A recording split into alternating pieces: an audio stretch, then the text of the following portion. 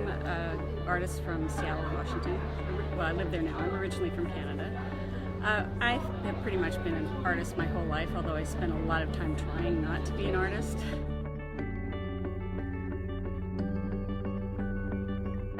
I don't even think of myself as a woman artist.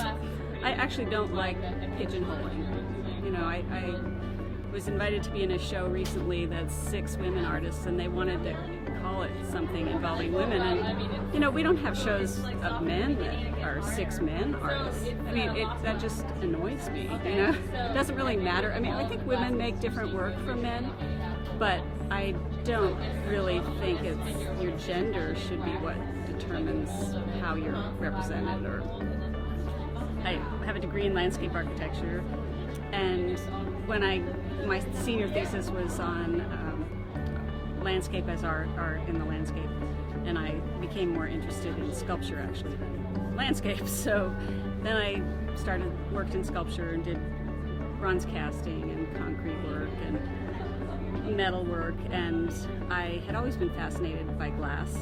And then the knitting, since I've knitted since I was 10, I looked at it and kept thinking, oh, I wonder if I could knit with that.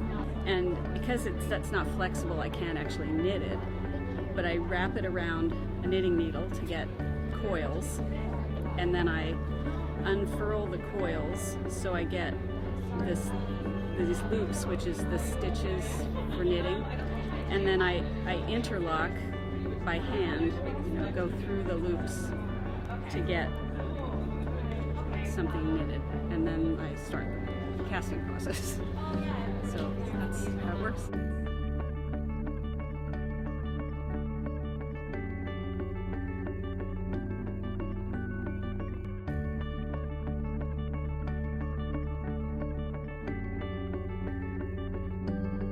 I make a mold and it goes in the kiln like this. So the bowls have a wider area where, like, this is the area where the glass went into the mold. So that's why they were better to experiment with, because it's a wider area for the glass going in. And then I can experiment with the color. Like in this case, I put like pinks and oranges in the mold first and left it for 12 hours or so, and then all that color sinks to the bottom, and then I added a second color. So I like doing that and experimenting with how the colors come out. This glass changes when it stays in the kiln, and when it first came out I thought, oh, I don't like that, and then I did like it. I like it how it's a matching pair, and yet they're not matching.